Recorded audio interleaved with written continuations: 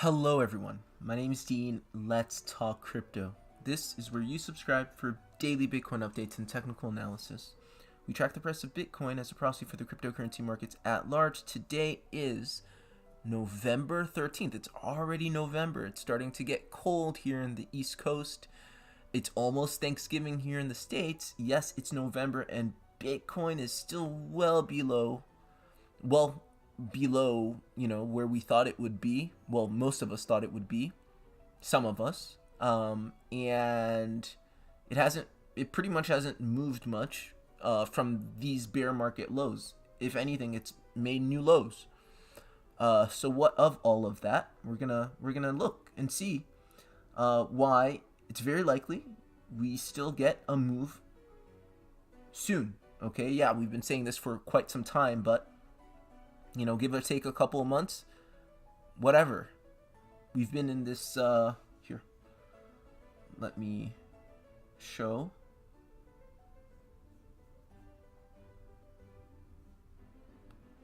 Let's go here. Okay. We've been in this consolidation right here for 100, what is it now? Let's just measure it, because I keep making it up. We've been in this consolidation for 148 days, okay? Yeah, I keep saying 140, 130, 100, something like that. 148 days, okay? That doesn't seem like that long. It's not like gold, in a 333 WXYXZ correction, right? But in crypto time, that's an eternity, especially if you're like me, like a lot of you all who look at the markets every day. It's brutal, yeah? But this wick below, as I said in my last YouTube video, this wick below isn't necessarily bearish, okay? And a lot of times what you see in an AB base, okay, in a correction, in a consolidation, is you'll see this first wave, right, come up, and then this second wave make a new low. Okay, this second wave can be like this, it could be like this, right? You'll typically see this, okay? So this shouldn't necessarily be the end of the world, technically, right? And like I said in my last YouTube video, this may have been because of the FTX fiasco, right? Because we're dealing with billions of dollars. And in that case, I will concede, and I rarely do this. You all know if you follow my work, I'm not one to say, hey, but because of this news, because of that news, because of that happening, we're talking about a $400 billion market cap. It doesn't move on the whims of some CPI number or some bullshit, what a lot of people allege. But a multi-billion-dollar exchange going insolvent and then the cascade of liquidations ensuing from that may very well cause a B wave that goes and does this kind of lower low price action where it wouldn't necessarily have happened. I don't know, okay? I don't know. And it doesn't really matter, right?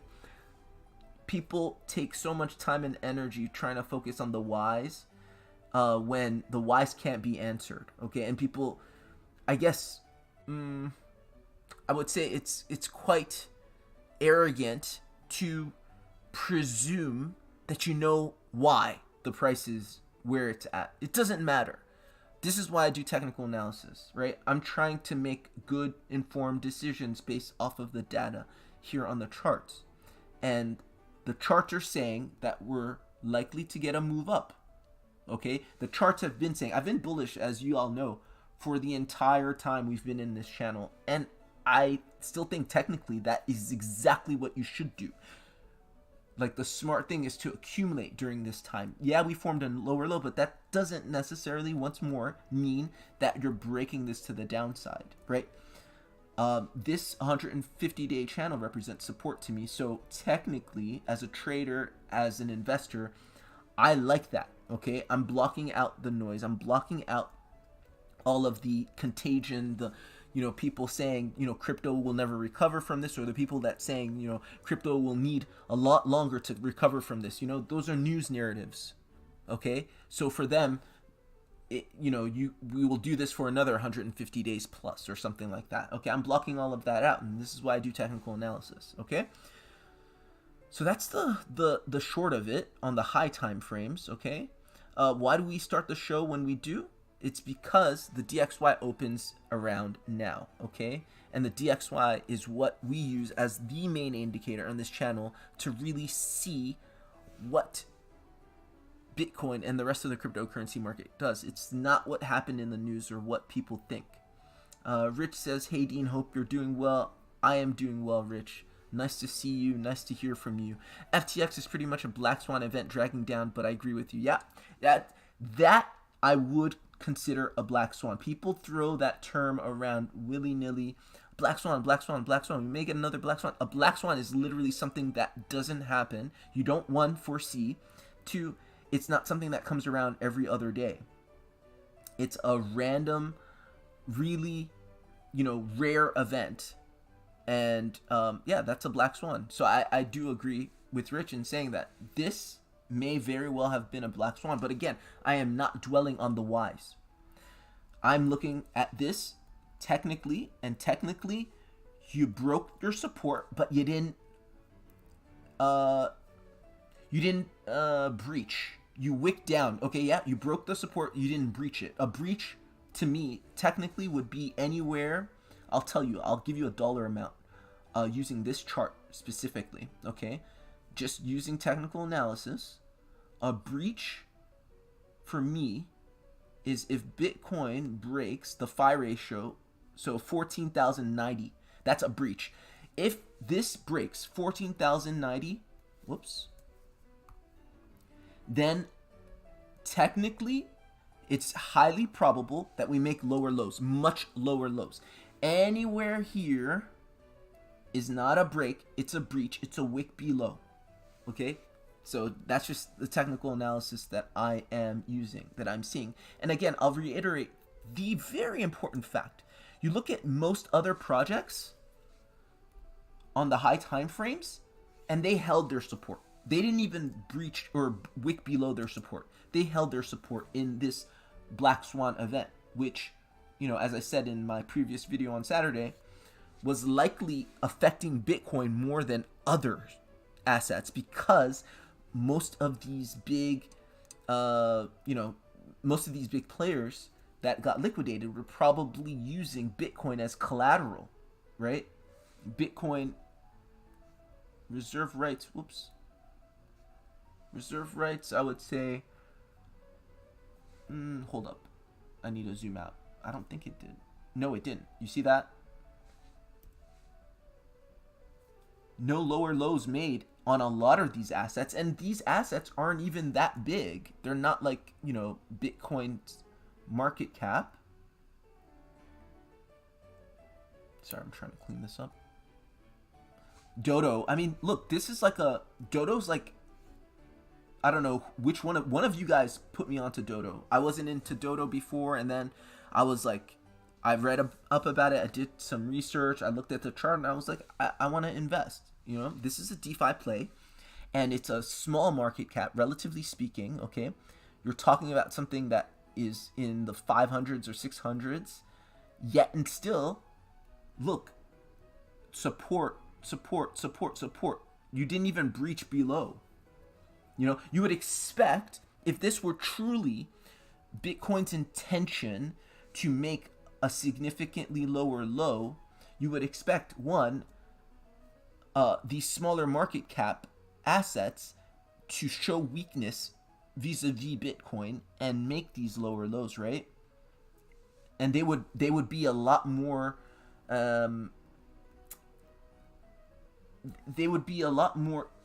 accentuated in their weak profiles than Bitcoin, right? So if Bitcoin wick below, they would probably form, much lower lows. But you're not seeing that, right? Actually, in fact, when you look at Bitcoin dominance, what you see is on the higher time frames, if you go on the 4-hour or whatever, or in the daily even, sorry.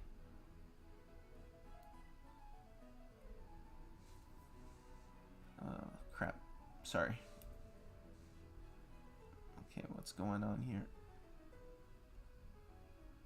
Okay, here.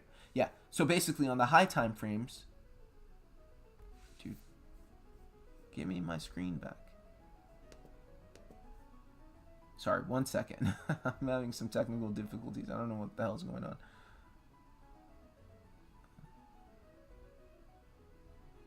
Okay, there we go.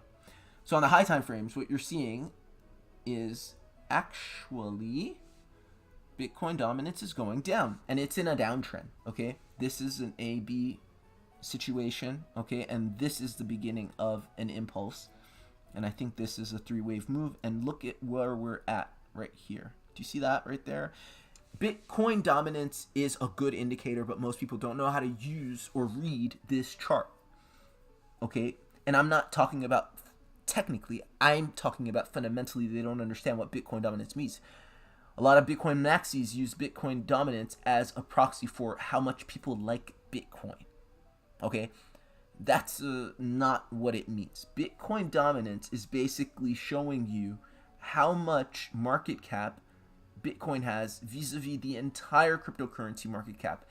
And so in a bull market, and you can back test this, Bitcoin dominance goes down, not up. Okay, in a bull market where Bitcoin goes up in price as well as other cryptos go up in price, Bitcoin dominance goes down. Anybody who's bullish on crypto, period, doesn't matter if it's Bitcoin, Ethereum, shitcoin, Doge, Shiba, Inu, Pussycoin, you want Bitcoin dominance to tank, because Bitcoin dominance tanking is exactly what happens in any cryptocurrency bull market.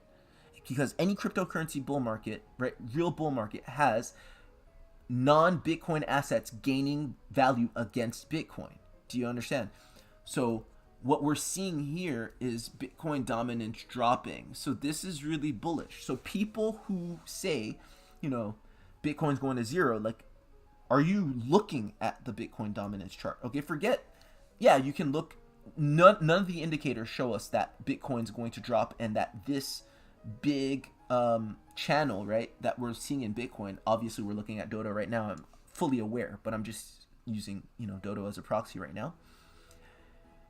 Any analyst saying that this is basically a bear flag is technically refuted. Can be technically refuted by the Bitcoin dominance chart that's showing extreme weakness. And of course, I'm just looking at a 4-hour time frame. For those of you who follow my work, you'll know exactly the larger high time frame context, which is this massive bearish pattern, which should yield one of the largest cryptocurrency bull markets we've ever experienced. Okay, on the weekly time frame. Weekly time frame is not the monthly time frame. Weekly time frame, we can see weeks go by. You're already crossed bearish and headed down on the weekly time frame. Okay, remember what Bitcoin dominance means. Again, Bitcoin dominance goes down. That means crypto bull market starts. Why is the crypto bull market not started? We're still at the neckline of this bearish pattern. Okay, this is a head and shoulders. It's a reversal pattern. It's a bearish reversal pattern. What do we know about head and shoulders bearish reversal patterns? That they're confirmed once you break the neckline. That's the neckline. We're at the neckline. Okay, so that's why I go on the higher or smaller time frames, because I'm really looking to what it means or when we're likely to break it. Okay, and it looks, from what I see, that this is A, B, first wave in, wave 2 in, AB basis on the smaller time frame. You're going into wave 3. You're going to break that neckline. And when that neckline breaks, it's not just wave 3 on this smaller time frame, but again, it translates into the larger move. This is going to send this head and shoulders. That's going to activate this head and shoulders, just like we saw in the DXY. DXY puked. Let's go to the DXY. Okay, and this is why we have the show right now. For those of you who don't know, it's because the DXY only starts trading on Sundays at 6. Okay, that's why the live stream is at Sunday at 6, not because I particularly like this time. I don't. It's if the DXY didn't open on Sundays, I'd probably have another pre-recorded show on Sundays. Okay, but it's important to see what happens at the opening. So we gapped up. What's it mean when we gap up? We typically come back down and fill the gap, okay? Do you see that? And it's perfect that we gapped up, because that means all the downside happens on the weekends.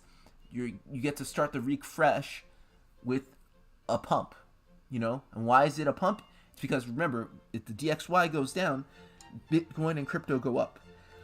For those of you who don't know my work or study, the DXY correlation between Bitcoin, there's a chart that I've posted or that I've shown on the channel many times over for 12 years, I think. Is it? I don't know. For 8 to 10 years, I think. You can see a chart with Bitcoin and the DXY almost perfectly inversely correlated, okay? That means when DXY goes down, Bitcoin goes up. When DXY goes up, Bitcoin goes down. And this puke, or this activation of this head and shoulders, all right? Remember, we were looking at Bitcoin dominance head and shoulders. We've been saying DXY is in a head and shoulders pattern, and it's only a matter of time once that head and shoulders is activated and the DXY just goes to hell. That happened. That happened on the 10th, so like 3 days ago, yeah? And look at that. That wasn't like I guess I'll start going down. That was a unequivocally sort of very pronounced, unambiguous dump down, initiating this impulse to the downside, okay? And so that's what we've been seeing, and that's what we will continue to see, because this pattern has already been confirmed. That's confirmation. I know people say, well, shouldn't you wait for confirmation? I always say confirmation is subjective. There's no such thing. This is as close to confirmation as you can get in one of these patterns, and it breaks, and then you see the impulse. That's as close to a done deal as you can get. The issue is trying to open the trade once this starts going, okay? It's hard. Okay, so that's the DXY. The DXY is where we want it to be. Bitcoin dominance is also where we want it to be. Both are in bearish constructions, and we want both to go down for Bitcoin and crypto to go up. Young Dasa says, can you take a look at Zcash? Look how the divergence is compared to Bitcoin. Yeah, sure. Let me add Zcash to the watch list. But first, obviously, let me finish with the Bitcoin analysis, if I haven't yet. I don't know if I have. And then, guys, another time, let me just reiterate. Like, this market, we can make a lot of money, but you can also lose a ton of money in. It's very, very dangerous. It's very risky. I would say one of the ways that you make it out unscathed is with education. It's not just enough to know how to trade the markets, to kind of, know the levels and trade this and that. You kind of have to know about crypto. That's why I listen to other shows that have nothing to do with trading whatsoever. I watch BitBoy Crypto, one, because it's entertaining, two, because he goes over a decent amount of news, right? And then other shows, just to learn about crypto fundamentals. It's very important to know, like, how do you store your spot crypto, right? If you're not trading on an exchange using margin or leverage, should you leave it on an exchange? Which exchanges should you use? Like, should you use DeFi? All that stuff. Like, please be safe, because even if you're a wizard on the charts and trade this and that so well, you can lose everything if you don't know how to be safe. Okay, and that's all crypto safety. Yeah, so that's pretty much all I wanted to say about that. I'm sure you've heard that from pretty much every other voice in the space. Safety first. Just be careful, please. Okay, so back to Bitcoin. Let's go on the smaller time frames to really see what's going on. Now that we've dealt with the higher time frames, and let me put this pattern back in. So first thing, if we go on the hourly time frame, first thing I want to point out is I really like what's setting up. It's not finished yet, but it's setting up. And any moment now, I'm bottomed out on the hourly time frame. Okay. I go on the 4-hourly time frame. I'm bottomed out. Okay. So when I'm looking for a move up, I look on the hourly and 4-hourly to see my momentum bottomed out. Okay, that gives me, it doesn't mean that you can't pump from here. It doesn't mean that. No. It's just you're more likely to find a big move happen from this oversold territory, okay, on the momentum indicators, on the hourly and the 4 hourly, okay? And then obviously, because I'm a degen, I go into the really small time frames, like the 15-minute time frame, and then I scout that out, okay? But I think what really matters if you're looking for a big move is the hourly and the 4 hourly. That's what we got on Bitcoin, okay? And in those instances, you can find what Young Dasa was alluding to, some divergences. What does that mean? That means if you're making a lower low on price action, here you're making an equal or a higher high, or a higher low rather, right? Lower low here, higher low here, that's bullish divergence. So you look for those divergences. Now, what did I say in the thumbnail? Look at this. You don't see that every day. Did anybody see that? Did anybody notice that? Do you know how cool or rare that is? That's not something you see every day. Okay, people will say like, Dean, what are you talking about? Like, wicks happen all the time. They do, but in context, they don't happen here. You see wicks to the upside in A waves all the time, okay? So this is an initial break of structure. You'll see a wick to the upside. That's fine. That's just price showing you, okay, now we're breaking this this pattern, this rather impulse, or this trend, okay? Initial break of structure, okay? We've decided we've exhausted all selling and we want to go up, for instance, okay? So we do this. You see a big wick to the upside, okay? You see big wicks to the downside when similarly the selling's exhausted and price quickly moves up, okay? But why did you see a big wick to the upside here? And usually wicks to the upside indicate bearish price action. It means, you know, on the small time frames, and that's exactly what we got. On the small time frame, you're going down from here because there's a bunch of sellers. There's a lot of selling going on at this level, okay? And there's not enough buy pressure to go up. But what's really interesting is that you got really big wicks here, and it's not an initial break of structure. It's kind of like a move that's between and betwixt. It's like you're not at the start of a move, you're not at the end of a move. You're kind of in between. Yet you're still putting in big wicks to the upside. These are clearing wicks. These are wicks that basically say, oh, you have a sell order. I'm going to clear that out. So it's like you're clearing the order books here.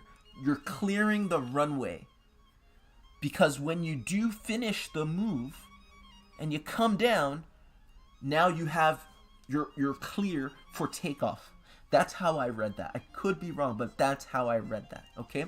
Now, why are we coming down here? This is what I said. What did I say? If you watched my analysis on Saturday and Friday, I believe I quoted 16,129 or 16,219 or something like that. I forget, but we can bring it up in a second.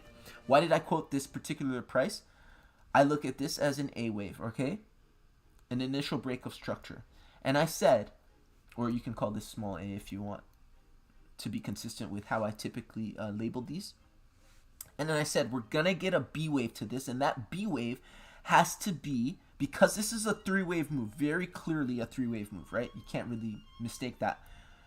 We're going to get another 3-wave move, and that other 3-wave move has to retrace to a minimum of the 786 Fibonacci retracement of this wave. Why did I say that? Because I know my fundamental corrective waves, and I know that an A wave is indicative of a flat correction, and a flat correction means that the B wave of such flat correction, I think I pulled it from here, from here. The B wave of that flat correction has to retrace to a minimum of the 786. So I said, I'm expecting Bitcoin to come down to a minimum of 16,105. I think the time I pulled it, it was 16,129 or something like that. Whatever. I think we come down to here at a minimum before we move up. Okay? And so I said, that's what I'm waiting for. And so all of this is just a 3-wave move down to satisfy the counter. Okay, because this is an initial breakup structure, this is a counter. Every corrective move has a counter. Every A has a B. Okay, so that's what I'm waiting for, and that's the small time frame, and that's now consistent with what we're seeing on the momentum indicator, which is saying kind of the same thing. Dean, we're almost there. We're really close, right? We're pretty much bottomed out, and once it hits that, I'm not surprised. I wouldn't be surprised if we got that big move, okay? Because I think that this is the last AB base of this entire larger sequence, because, you know, previously, I think, right, we had gotten, yeah, so this is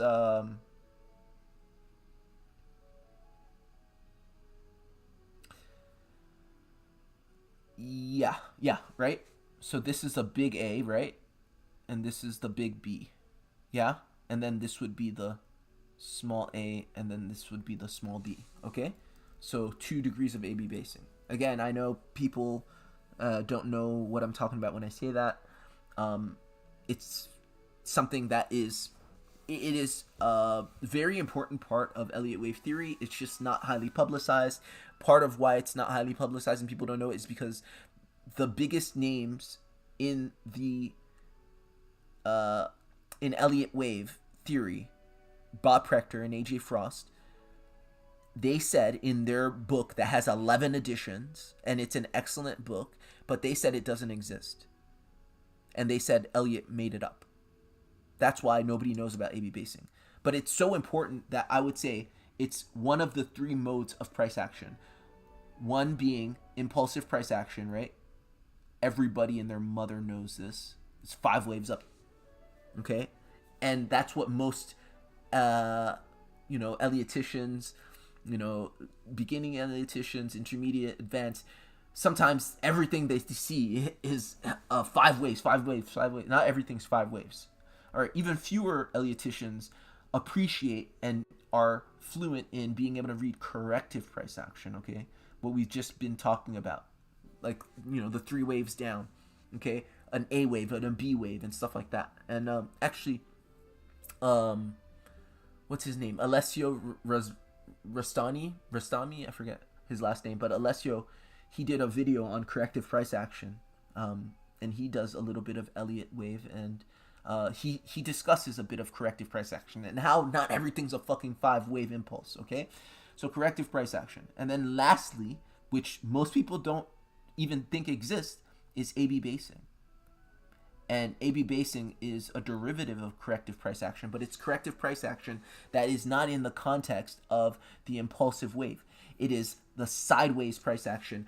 It's how price changes direction. And that one could argue this is the most important of the modes of price action, because if you know how to read this well, you can tell when price is going to change direction. So you're going to get in at the beginning of a move, okay? So anyway, that's my little soapbox rant on AB basing. But, if you're interested, you can look it up for yourself in Ralph Nelson Elliott's works, and I think Prechter and Frost discuss it very briefly. But the other thing I'll say is this: there's a possibility. I don't know how good this possibility is, or how let me see. Let's go back on the hourly time frame, and this is the last bit of analysis I'll do on Bitcoin. Then we can move into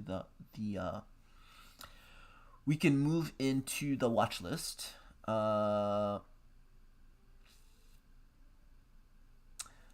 There's a possibility that this is not a 3-wave move. There's a possibility that you can read this as a 5-wave move. Essentially, you would be reading a leading diagonal impulse, okay? And if that were true, then this 0618 region right here is where price will end. And so you will see everything happen and finish here. Because we wick down below the 0618, but Did we breach it completely? Maybe, maybe not. I always say halfway is where I draw the line. If you breach past halfway, you might as well go to the next level. Okay? That is a possibility. That is a possibility. I looked at that myself. I'm like, maybe I'm not reading it right. So maybe Bitcoin does not come to the 786. Maybe it stays right here. Possibility. I don't know about that. Okay? So I'm still not 100% sure if this is a three-wave move, because I just told you it's unambiguous. It is ambiguous. Look on the smaller time frames. Let's go on the 15-minute time frame. I just want to show you how you can count this as a 5-wave move, and it's a legal 5-wave move. But corrective price action's tough. 1, 2, okay, 3, 4. So basically, wave 1 and wave 3 are the same size. Wave 3 is not smaller than wave 1, so it's legal, okay? But this is exactly what you get in a leading diagonal. Wave 1, wave 2, wave 3, wave 4 kind of are bunched up. And wave 1 and wave 3 are the same size. And wave 4 retraces below the 0382 of wave 3, okay? And then wave 5 is extended. So that could be a 5-wave move, okay? Tricky as hell. I understand that. In any case, I would say if you're trading this, you trade the worst case scenario. So the worst case scenario is to treat it like a flat correction, in which case your B wave could come all the way down to the 1618. So that's how I do it in terms of, trying to manage the risk on reads like that. All right, so that's pretty much it for Bitcoin. I think we can move on because I think that, I like a move up and out from this because, right, just, trading 101, or sorry, Elliott wave 101. Let's say it's 3 waves. I don't know, 3 waves, 5 waves, doesn't matter. This is your A wave, right? This is your A wave. This is your B wave, however you want to look at it. If you look at it that, what comes next, my son can tell me. It's the C wave, your impulsive wave to the upside. That's what we're waiting for. And it looks very likely that that's going to happen very soon, sooner than later. In the next few moments, actually, judging by the momentum indicator. Okay, that's Bitcoin. Now let's look at our altcoins.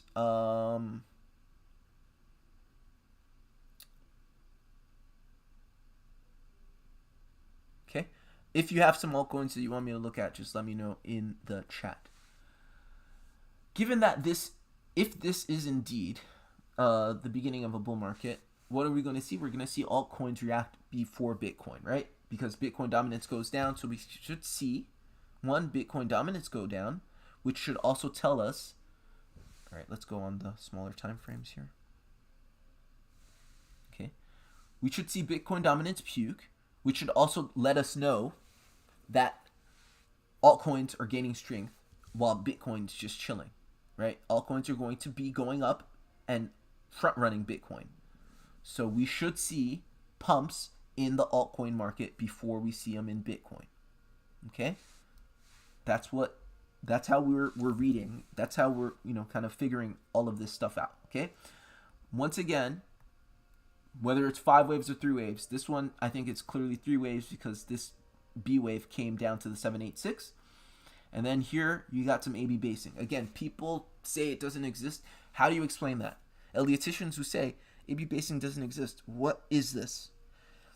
If you read this as a 3-wave move, A wave, okay, and then a B wave, are you saying that this is all one wave right here?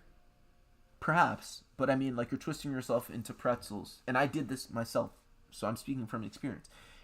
You're really trying to make things more complicated by not acknowledging the third mode of price action, what I call the hidden mode of Elliott wave price action, which is AB basing. So I think here you just see clearly some AB basing, A waves, B waves, more A waves, B waves, pivot. This should be it, right? On the hourly time frame, let's see if we have any divergence. Let's clean up here. Let's go on the hourly.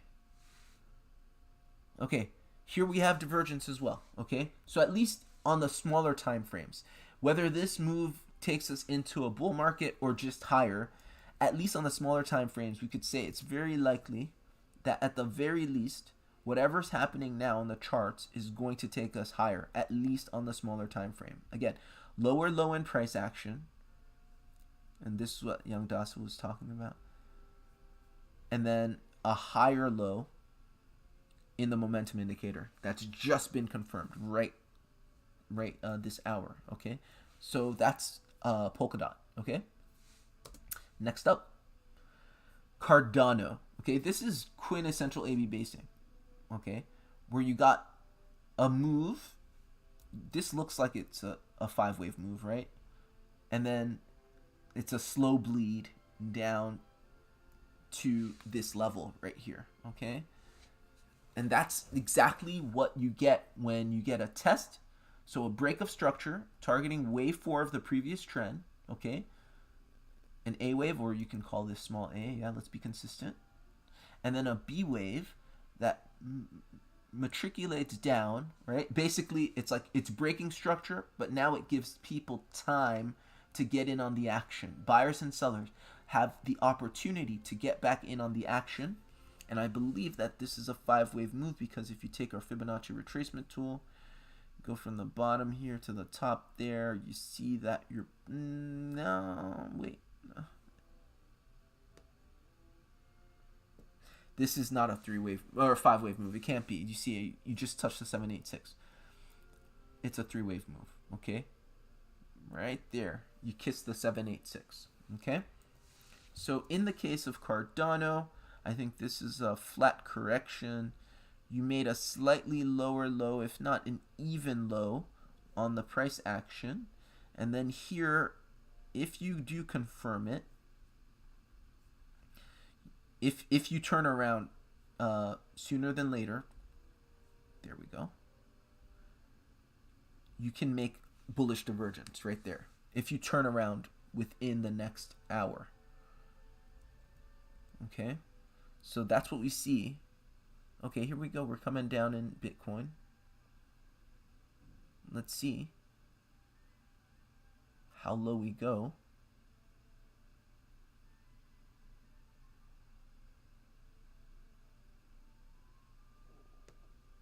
What did we say? We said if it's a 3-wave move, I think at this point it's more likely a 3-wave move than a 5-wave move. I think that 786 is going to be hit. Okay, because I think we're already past the halfway point between the 618 and the 786. So I think it's coming down to the 786. But if this is bullish, then I think we touch the 786 and turn around. It's not going to necessarily dilly-dally. So let's just keep an eye on that. Okay, let's keep going. But again, because this is likely a bull market, these other assets are going to do damage first, right? They're going to run first. Okay, here we have reserve rights. I think this is, let's see, another flat correction. Okay, again, you've breached, hold up,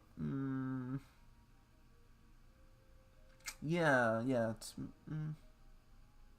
it's another flat correction, right? It depends where you pull it from. Perhaps this is where you need to pull it from here.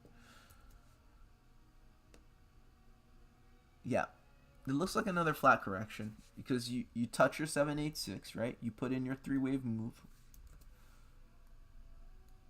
I don't know where the 3 waves go. Is it like this? Maybe. I don't know. And then you put in this this falling wedge.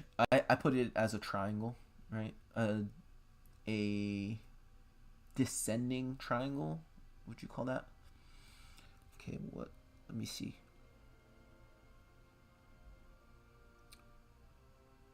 I don't know. I look. It looks like a triangle to me. I forget the names of all the triangles. I'd have to look it up. And then after this ABCDE, you just get a series of AB basing. Again, people who don't think AB basing exists, after you count this triangle, are you saying all of this is the same contiguous B wave? It doesn't make any sense because I'm going like this and then like this. What? It doesn't make any sense. What makes sense is that you have your triangle and you finish your triangle, and then now you're A/B basing. You put an A wave in and a B wave in, or yeah, and then another A wave and then another B wave, right? That makes sense. 2 degrees of A/B basing on the smaller time frame. Again, if you're serious about doing Elliott wave, I think it would behoove you to at least entertain the idea that this hidden mode that I say exists, or that Ralph Nelson Elliott says exists, and study it a bit. You may change your world, right? It may make trading that much more clear for you, or at least charting. Trading's another story. Trying to trade that stuff is tough. Okay, Dodo did something interesting. We already looked at it in the higher time frame. On the smaller time frame, Dodo went up like 50% with this corrective wave. And again, these corrective waves to the upside show you where price wants to initiate. Okay? Remember, everything goes in terms of corrective waves in threes. So the initial break of structure, okay, you dilly-dallying, messing around down here for the longest time, and your initial break of structure is to the upside. Your counter is to the downside. Your final wave is going to be to the upside. So although this came down all the way and retraced 100%, it's okay because this is a corrective wave. You're still bullish on this by virtue of the fact that the initial wave, it goes 1, 2, 3. It's always in threes or flavors of threes. Your initial wave was to the upside, so you know your final wave is going to be the upside. Okay, and if your initial waves went up 50%, and your counter wave went down 40%, your final wave is going to be at least 50%, if not more, right? So that's why that was bullish. I posted that on Twitter. Not like it's already finished, but that sort of portends a big move to the upside. Ethereum's looking really bullish. I'm going to say this. Ethereum is looking really bullish. If you don't know, look at the chart. When people say this is bullish, this is bearish, you got to qualify it, right? The qualification to something being bullish or something to being bearish should be in the chart, okay? Give me 1 second. Let me just check something real quick, and I'll be right with y'all. Okay, cool. Yeah. So this is bullish. This whole time, Ethereum is actually one of the few assets that put in 5 waves up, not 3 waves, and then in the B wave, right? Actually, the B wave is here. 1, 2, 3. That's it. And then the rest of this is A/B basing, okay? Yes, you can say that all of this is a contiguous pattern, but I think there's a stronger statement to say that whatever this is, it's finished here, given this wick, right?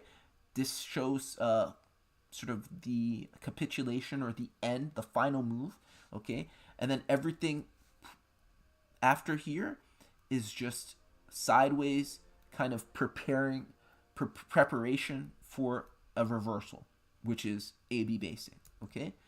So this is a massive B wave. You can say all of it's a massive B wave, or if you're really technically accurate, you could say this is the B wave, this is the A wave, this is the B wave, or it would be small a, wouldn't it? This is the A wave, this is the B wave, this is the series of A/B basing right here. And you would get a big A wave, a B wave, another A wave, and a B wave perhaps, something like that. I don't know. But something like that, okay? But why is Ethereum particularly bullish? Because it literally, this whole time, everything's putting in flat correction. It's like, no, I'm putting in a zigzag. And in addition to putting in a zigzag, I'm going to retrace minimally. What do we know about zigzags is that their minimum retracement is 0.5 Fibonacci retracement level. Maximum retracement, 0.618. Where did Ethereum choose to retrace to? The minimum, the 0.5. You see that? It didn't even breach the 0.5. That, to me, really shows just how bullish Ethereum is. Okay? Like, I'm talking purely technical. Purely technical. It is bullish as hell. So, yeah, this again, whatever you think, if this is the beginning of the bull market or whatever this is, at least in the short time frame, a small time frame, this is an A, B, C situation right there. Okay? A, B, C. C comes after, and you get another impulse. Okay? This may very well, if you think this is still corrective and we're going down further, then that impulse isn't going to be much ado about nothing. If you think that's the beginning of the bull market, that impulse will rock your world. Okay. Is Bitcoin bouncing? No, not really, but maybe. I don't know. Let's keep going. Okay, Ethereum, we're at Zilliqa. Okay, this, again, a great example of a flat correction. And I hope, a lot of people have opinions about stuff, and, I do analysis. I'm not always correct. Sometimes I misread things. I really want people who follow this channel pay attention to the work and the process, right? Not necessarily the conclusions. If I'm reading something and I conclude falsely based off of my reads, then okay, whatever. But like, you can make your own conclusions based off my reads. You could say, oh yeah, Dean, that is totally an AB base, but, or that's an A wave and B wave, but the context you're reading it is false, right? That's still useful. Why do I mention all that? It's just look at the consistency in the market. Throughout the market, you're seeing the same things happen. You're seeing, it would be like this. You're seeing three-wave moves, and then you're seeing counter move. So you're seeing a corrective move, right? It's come in 3 waves, and then a wave that retraces beyond the 0618, so you know that's not impulsive, all the way down to at least the 786. You keep seeing that.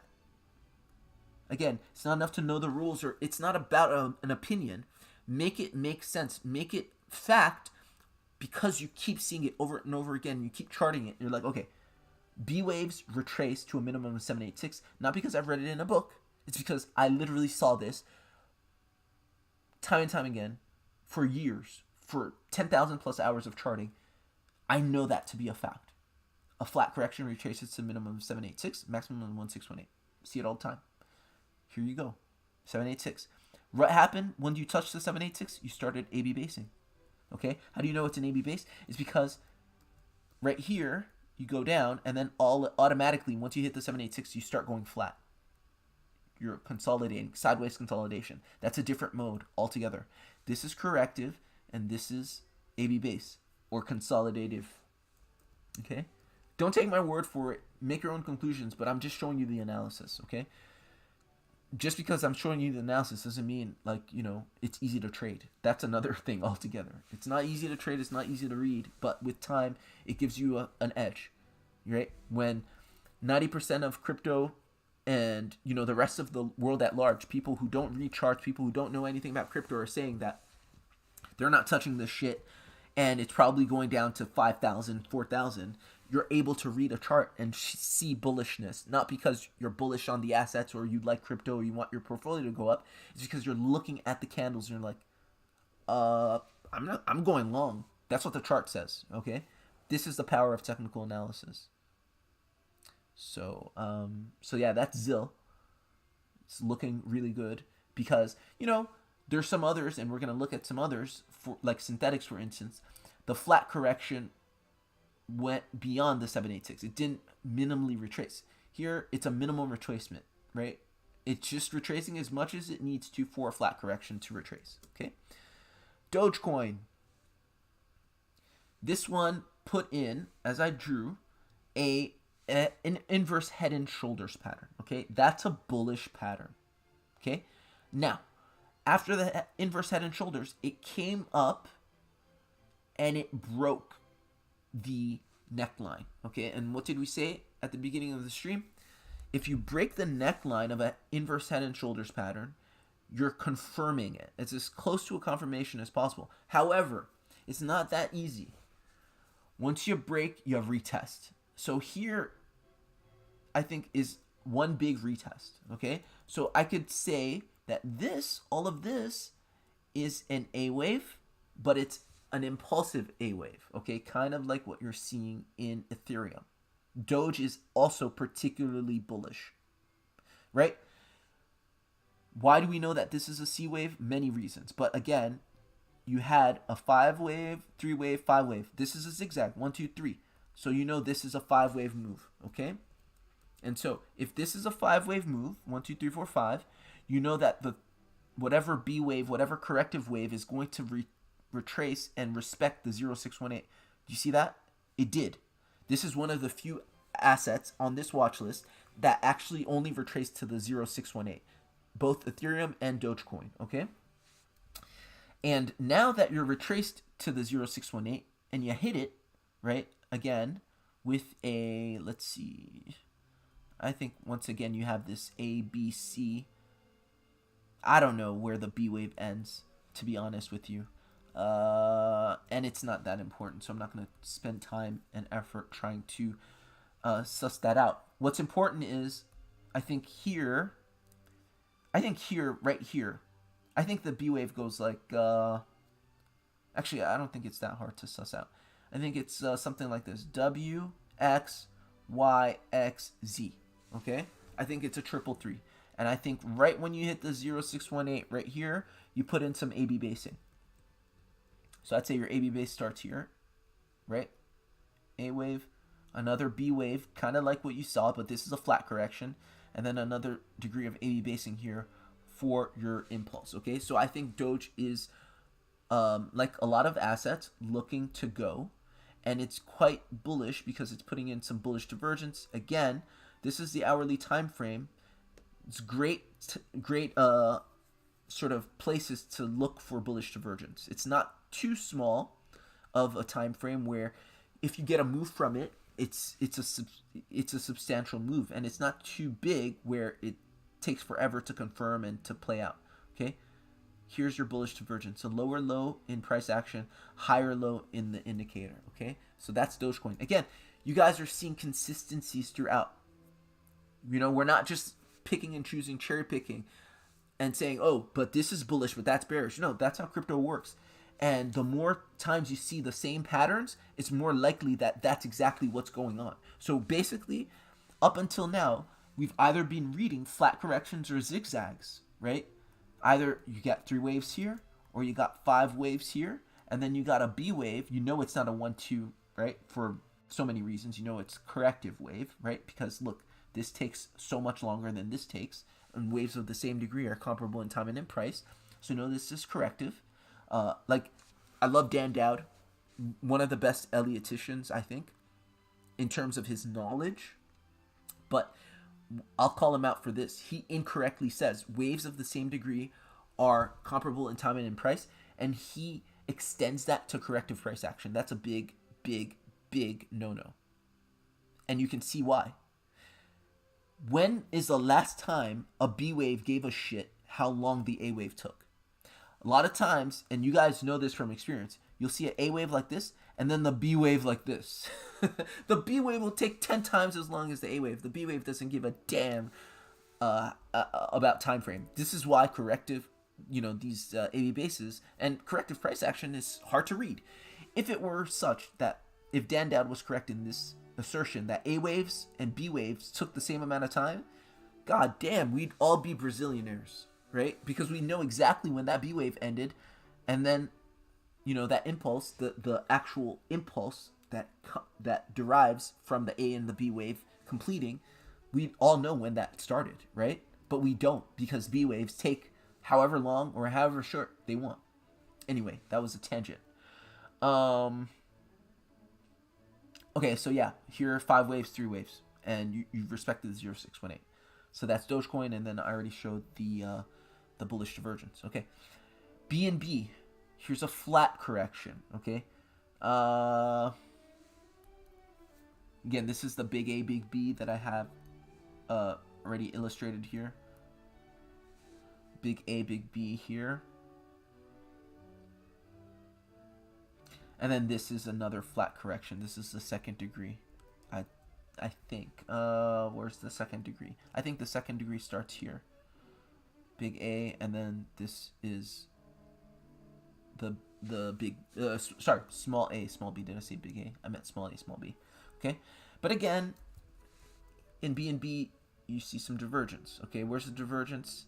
Quite clearly, you see a lower low in price action, and then you have confirmed, right? Because it's the K and D lines are crossed. Confirmed bullish divergence on the hourly time frame. That's a really good. I mean, it's not 100%, but it's close. It's really, really, really, really, really good, bullish indicator, right? Using divergence like that.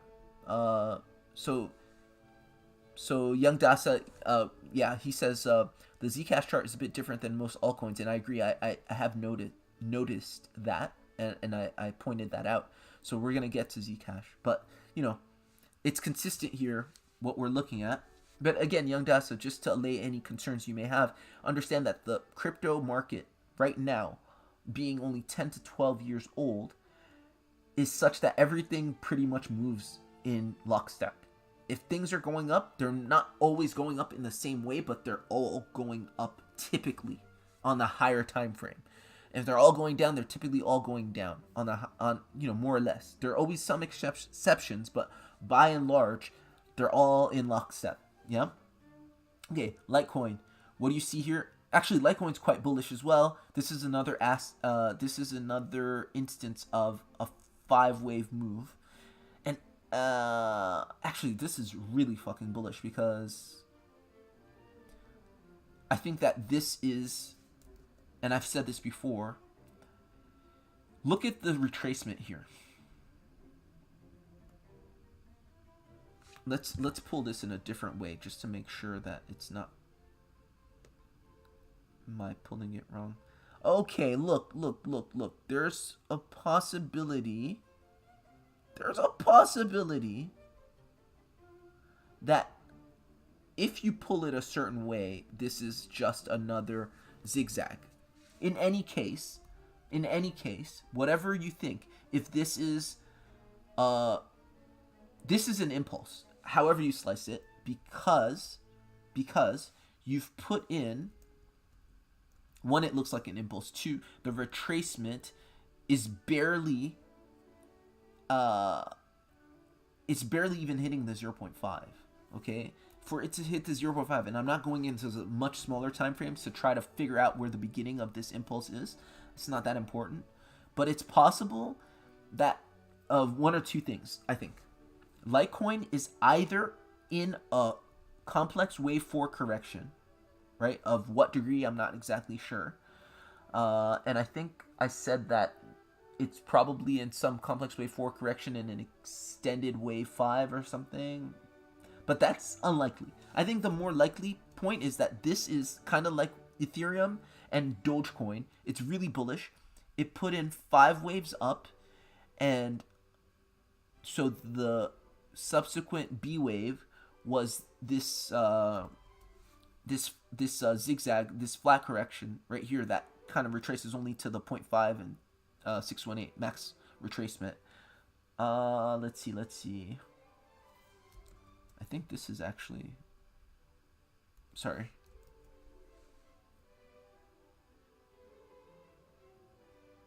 Okay, I think it's like this. 1, 2, 3, 4, 5, something like that.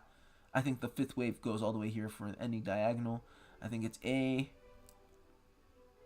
B, C.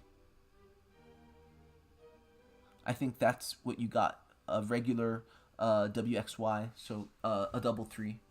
Okay. And then your AB basing is over here. Okay, that's just my hunch.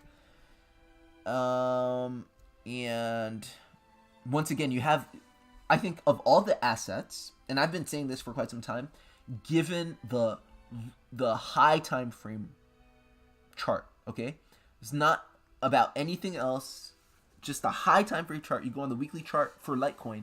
I said the next bull run is going to be particularly bullish for Litecoin, okay? And what do you see here? Of all the assets in this watch list, this is the most bullish. More bullish than even than Ethereum. Okay? Look at the extent and the pitch of that bullish divergence. Again, when people say it's bullish, bearish, whatever, sometimes you need to qualify it. So technically speaking, the pitch of this bullish divergence, confirmed bullish divergence, if we do end up moving within the next hour, this will be the most bullish, okay? And then again, depending on how you pull your Fibonacci retracement, this may have hit a minimum, literally just touching the 0.5. Just like I know that my minimum retracement of a zigzag for the B wave is a 0.5, and I'm going to give you that 0.5 and just touch it. But I want nothing more to do with those levels of price action because I'm too bullish because there's too much buy pressure down here. That's really bullish, okay? Again, it's not about your subjective, do you like Litecoin, do you not like Litecoin? A lot of people kind of get stuck in that realm of analysis. It's not about that. It's just, I'm just looking at the chart. The chart's really, really, really bullish. Okay, moving on. Synthetics. This is probably the most bearish of the charts, okay? Doesn't mean it's not going up, but as far as I know, look at how it's retraced, okay? So the A wave's here. The B wave retraces not just the 786, it retraces, legally, but it retraces quite substantially, right? Past the origin of the A wave, which is not out of the ordinary. Again, A waves, B waves typically break the plane, okay? So again, just qualifying that, it's not so bullish, okay? And then once you hit this, you see some AB basing, so an A wave, another B wave that breaks the plane of the A wave, okay? And here you're putting in, I think, a last degree of AB basing for a reversal, okay? So that's what I see for synthetics. Algorand. Again, another three-wave move and another flat correction where you're pretty much coming down beyond the 786, okay? The 786 and 914 is a frequent area of support for flat corrections. Just in my experience. 786 and 914. Okay? And then here, of course, you would say that this is a series of AB bases. So you're basically going sideways here. Okay, whoops. Sideways. Let's try that again. Sideways here. I did my best. This should be your reversal. Again, what are AB bases? AB bases, it's a mode of price action that doesn't correct on anything. It's literally just a reversal. So like you're going down. Before you start going up, we need to go into AB basing. That's all that is, okay? So that's what I think this is. And I don't necessarily see, did we see any bullish divergence on synthetics? Yeah, we do. So here you have a lower low, and then here you have about an even low. So there is some bullish divergence, a slightly higher low, confirmed bullish divergence for synthetics, okay? And Algorand, you don't see that. You can't really see it on the hourly time frame because you're in overbought territory for some reason, even though it's all the way down here. But on the 15-minute time frame, yeah, you don't see that much bullish divergence, to be honest. It just doesn't show because, the price action is so concerted and it's in overbought territory, so it doesn't really show, okay? And it's not always going to show. It doesn't mean it's not going to go up, okay? So Zcash, finally for Young Dasa, I would say here's my read. This is clearly some sort of initial breakup structure. Or is it? Nothing's so clear. Let me look. Let me not just be sloppy. Let me look. Okay, I take that back. I see this as 1, 2, 3, 4, 5. Okay? I see that as an impulse. So that is complete. and I see this. Okay, here's what I see. So let's go on the hourly time frame. This is what I see. Your impulse was there. This is your initial breakup structure targeting wave 4 of the previous trend. So that is my big A. My big B was a triangle, okay, in the form of a descending broadening wedge, okay? And so this proved to be a 5-wave move, a leading diagonal, because this represented a B wave that respected the 0.5 to 618. You see that? Okay. Now, actually, this is really, really bullish, and I'll tell you why, if you can't see it yet. Okay. So this is the first degree. So let's do this.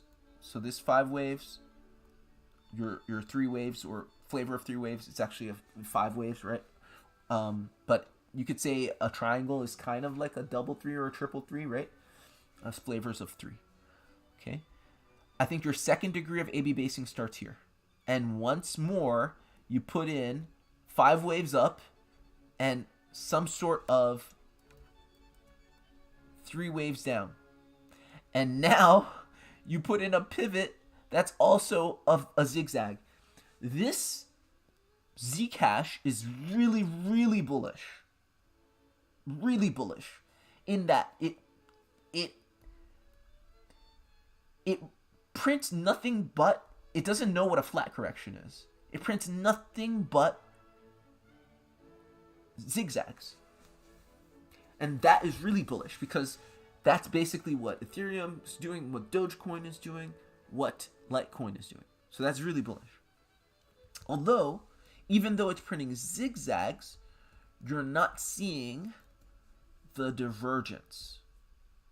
Okay, and you don't always have to see divergence to be bullish. I think people think that that's the case. Divergence is like something wasn't bullish and now it's all of a sudden bullish. Okay, but in this case, it's been bullish, so there's no divergence.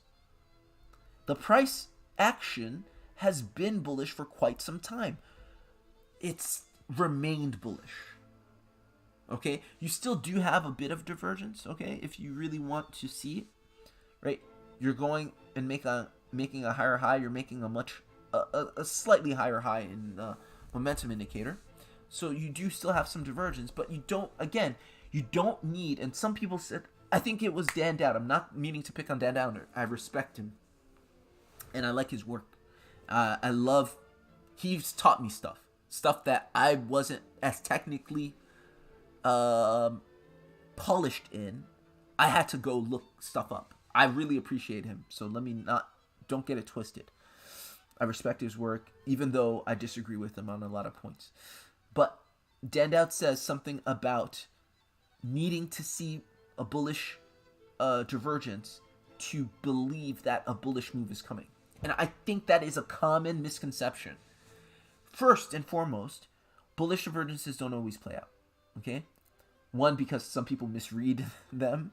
And 2, because sometimes they get invalidated, okay? Like, they legitimately, they were confirmed, but then price decides to move out or price doesn't break out in time. So they get invalidated. And then the other thing is, if something remains bullish, there's no need to print divergence. There's no need for momentum to switch. Understand what divergence means. Bullish divergence is something was in the past bearish, and all of a sudden it switched to being bullish. But if it remains bullish, there's no need for it to switch being bullish. It just has to remain bullish. So you're not going to see any divergence. I think this is the case with Zcash, to answer your question, Young Dasa. Okay. Osman says, hi Dean, Algo is my biggest bag at the moment. KDA is also concerning me. Well, all of them, actually, but KDA the most. I kept adding as it went down. You should consider it, bro. Hidden gem. Look into it. The divergence with Zcash and Bitcoin charts. Yeah, I mean, like I said, you don't need divergence for it to be bullish. This is really bullish. I would trade this. I don't trade this because I really like my bags. And then we're gonna look at KDA for Osman, and then we're gonna call it a stream. I actually have to go to meditation. You can't. I don't know that you. I would not be successful as a trader without meditation. Let me just say that. This is one of the most stressful jobs in the world. And the better you get, the more you can get, the more stressful it is. Because your positions are bigger and there's more on the line. And when there's no regular income coming and trading's all you do, it becomes that much more stressful. I need to go to meditation. That's why I do meditation. Anyway, yeah, this is bullish. So for all those reasons I explained, Young Dasa, I would not be concerned. The question is this the beginning of the bull market? I don't know. But at least on the small time frame, this is highly probably going up. Okay? Highly probable. I wouldn't be surprised if the 4-hourly time frame, your momentum indicator is not always going to show you exactly what's going on. Let me just say that. Basically, what this momentum indicator is saying is that exactly what I said. Ever since you hit this low in Zcash, we've been bullish and we've remained bullish. That's what that momentum indicator, if it could speak, is telling you. Okay. Let's look at KDA. KDA was something I was invested in, but I actually had to sell it, not because I don't like it. It's because I had to use that position.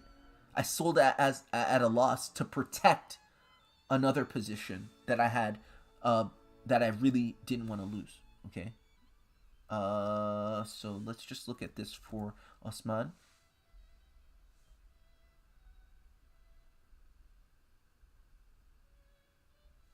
Okay. So on the weekly time frame, I can understand your concern. Let's go on the monthly, actually. Okay, this is not a good chart because I know this chart and there's more information. Let us look at the trading view chart. No, this is the one we had.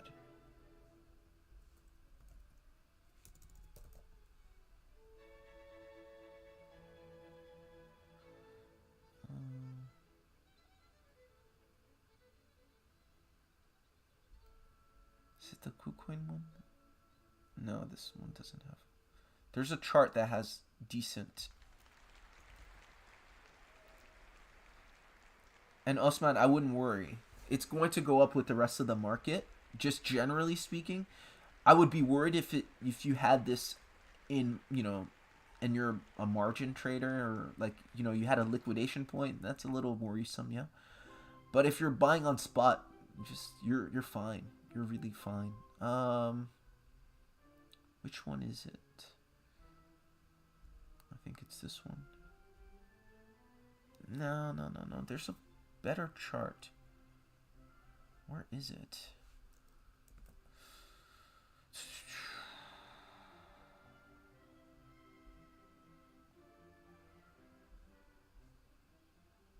Is it Binance US? One of these charts has a lot more data than the others.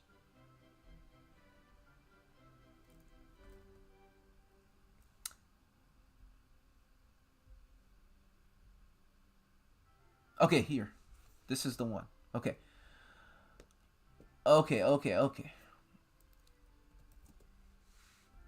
So for the longest time...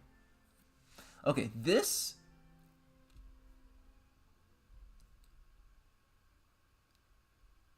is actually something that I've been saying about KDA for quite some time.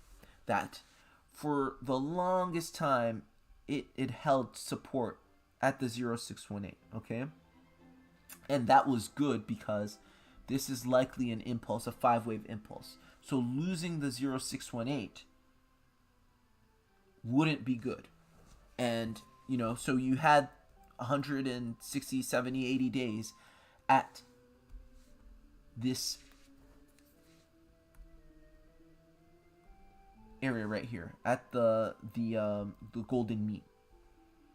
Okay, so that is a little concerning because I don't know for sure, because this again. Okay. Let me say this. Osman, this very well may be a three-wave move.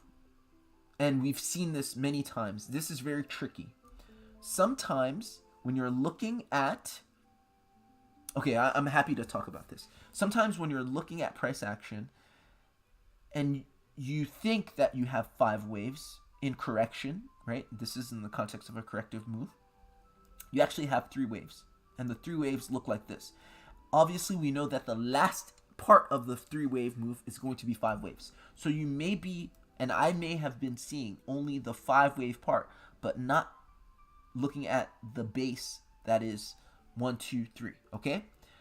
As a result, if this is indeed a 3-wave move, there's a base somewhere down here, we understand that the correction has to come down to the 786. So in that way, I'm not at all worried, okay? And that happens quite a bit. That happens more often than not, okay? And that's, I could show you examples. I don't really have time right now because, like I said, I have to go. But in that way, I wouldn't be worried.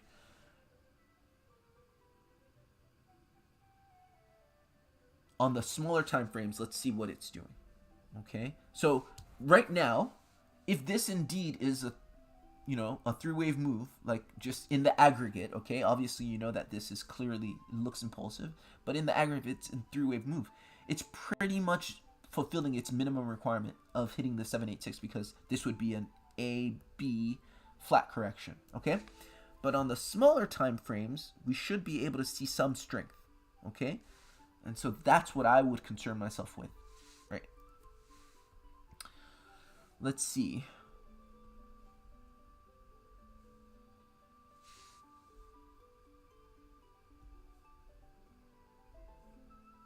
Okay, another thing that I would concern myself too much with is the fact that, as I said in the beginning of the stream, kind of like what Bitcoin did. And actually, this is looking very much like Bitcoin's chart. You see your A wave?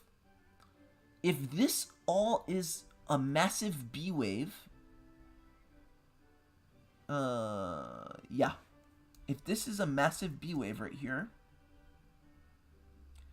it has remained in legal retracement zones, meaning it hasn't breached this 1618.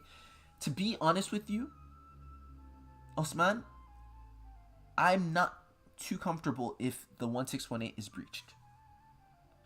But until that happens, I'm not that worried. I'm not that worried.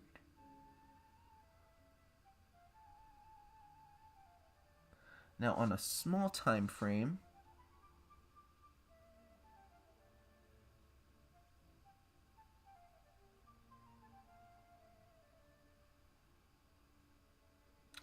let's see. And something's happening here. Are we hitting that?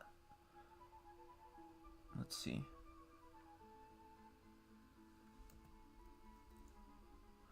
I think we're hitting something here.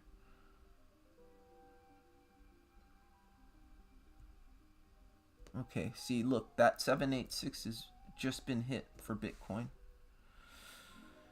Generally speaking, Osman, let me tell you this. If the whole market starts turning around and KDA doesn't react, then I would be worried. But until that happens, I wouldn't be worried. Right? If the whole market starts turning around, and here we go. So here, this one, see, all of these things are coming and playing out their flat corrections. Playing out their flat corrections, right? And making the bounce off their flat corrections. Bitcoin just touching its 786 right here, just like we said, right? And bouncing should be the bounce. Because in the time frame that we looked at those bullish divergences, it should happen in this hour, right? Litecoin, synthetics, right? Zcash, big bounce here. So yeah, I wouldn't be too concerned. I'm only concerned with KDA if it's doing something that nothing else is doing. Okay, it's showing weakness. That's fine, but in the scheme of things, Osman, again, just use your levels. It's a 3-wave move. Okay, then the 3-wave move coming down should be within the phi ratio. So if you take your Fibonacci retracement tool from the bottom to the top, as long as you're respecting the phi ratio in an AB base, you're fine. You should get a bounce before you get to that 0.6 or that 1618. Okay, kind of like synthetics is showing weakness. I'm not too concerned as long as the bounce occurs before, or sorry, what else was showing weakness? There was something else. I don't really recall what it was. In any case, you want those bounces happening before you breach the 1618 of your A wave. That's pretty much the analysis. And again, just substantively, I wouldn't be concerned if Bitcoin moves and the rest of the market starts moving and then this doesn't move, right?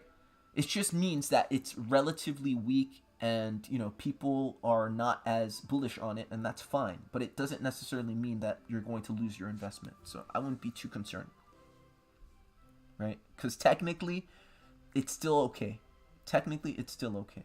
But if there's some fundamental issue with it and it's losing like Solana and FTX, like that's different. But that's not what I saw. So yeah, that's it, guys. I gotta go.